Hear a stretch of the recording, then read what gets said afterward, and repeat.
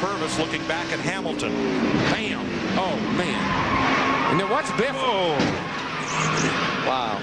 Bobby Hamilton could have checked out what gear Biffle had, what springs he had, and everything else, because he was riding up under his car. Here you see Mike, he was already sideways, got bumped just a little bit there. That caused him to hit the wall a little bit harder. And again, you'll see the flame just erupt right here, just all of a sudden. And as I said a minute ago, I got to believe that that fuel was starting to spill out, probably getting on the hot headers or tailpipes, and that's what caused the burst of flame just all of a sudden. Watch again, and this is right where Laughlin ended his day on lap 2. Really a hard lick. Car just broke loose with him right there in the middle of the corner. The whole suspension, see the brake hose, the spindle assembly, all come off the race car there. Tom Hubert is going to be, I guess he gets tagged from behind. I'm assuming that he gets some contact from behind. This is amazing. I thought he was going to hit that concrete wall there. Then I thought he was going to hit the wrecker. Yes, and he didn't hit anything. He didn't hit anything. Just pulled up to the drive-through window. And oh, now we've got a fire. Oh, yes. So now Hubert is climbing out of that pretty fast.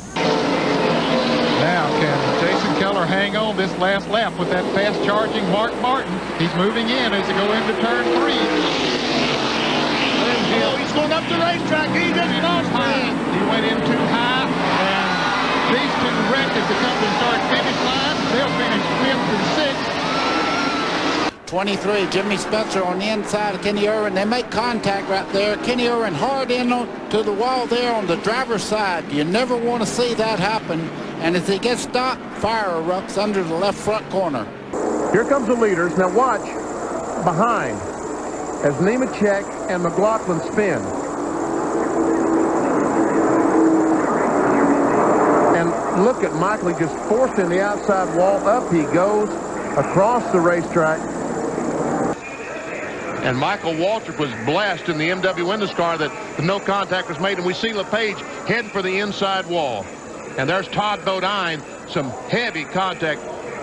Bodine's first race for this brand new team. And here's Hebron. Oh, man. Hermie Sadler goes under. It looked like he went under Hebron's car. Here, let's see if... Whiz, that's Hermie Sadler. Nowhere for Tim Sauter in the 61 to go, and as they slide down off the banking, just nowhere for Elton Sawyer. What a hit. And let me tell oh, she gets down under the 63 car, and oh boy, man, that car, Shauna's car, took a hard lick. She was definitely right there on his quarter panel, but it's probably one of the blindest spots that a driver can have is right there on that left rear. That's when you draw up as the driver and say, oh, please don't do this. Hard lick, really hard. The rear wheels come all the way up off the ground. That shows you how fast these cars are going and how hard they hit. And we've got a car loose in the center of the field. It's Rick Mast to number 1 across the grass. Swerving toward that infield area. Oh, he hits that water. That might slow him down a little bit. You know what? I think the water really was a cushion there. Johnny Benson brings out the caution. Here he is. Oh, had a hard contact with the wall coming up through the S's on both sides of the racetrack. Now watch him go over here. Yeah, he hit hard on that left side. Boy, Gordon did an incredible job of staying off. Remember, he had one for us with the Budweiser team. Let's watch. On the back, Randy on the bottom. Back straightaway in front of him. You can see all the smoke going up. People locking brake. Randy tries to go the high side loop. Oh, man.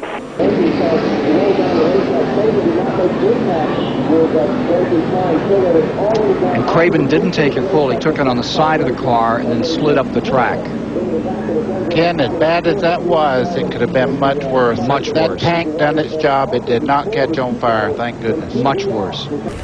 Right across the course to the outside and across the grass, and we've got a shot of Teague now backing across, and you pick up speed sometimes on the grass.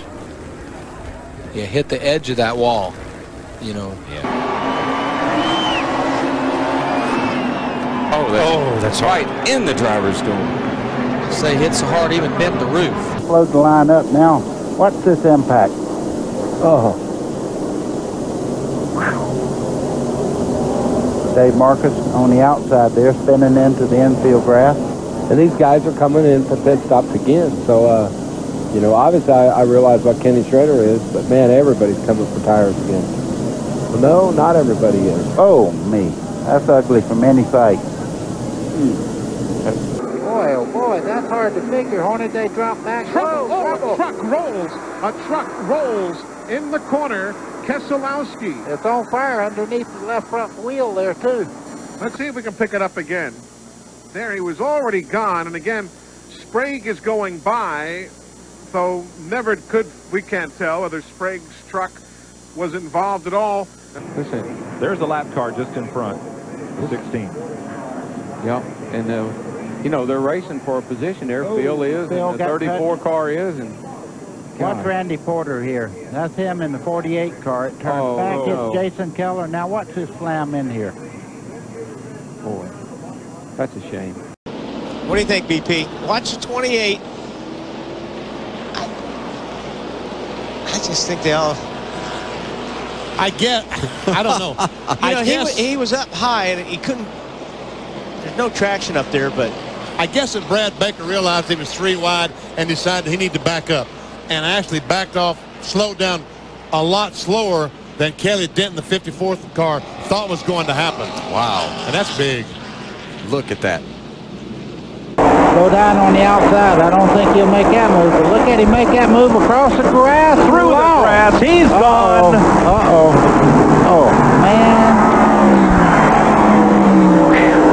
Ernie Irvin tried to pick up another check for $50,000. And instead, look what he got. Now they're in their car camera watching the goes in 1 and 2.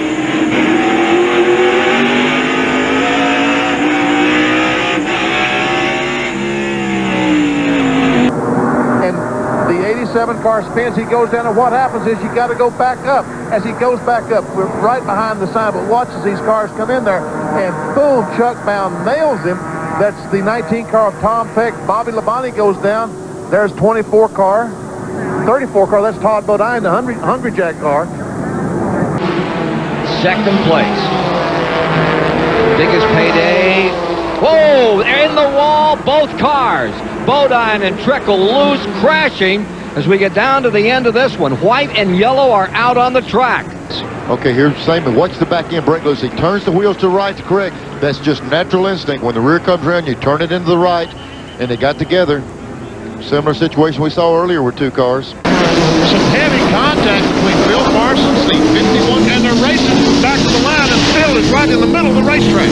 Their spotters are telling them to go low, guys. And Mike Wallace, Moose didn't get by, and Jason Keller. We'll look at Mike Wallace up in front of him, make that move, and then Jason made the same move and just squeezed through there. Well, I'm sure Phil Parsons drew up a little bit too, but... And right here, Biffle just trying to go down in the corner. And what happened? The 21 car of Skinner backed off more than Greg Biffle was expecting. He had to slam on the brakes. And when he did that, he spun himself out. You're absolutely right, Benny. You can see the 60 car run up on the 21 car. He turned the wheel down left to avoid hitting the 21 car. Lost the car. Almost wiped out the top 3 cars right there. Oh, no, that hurts.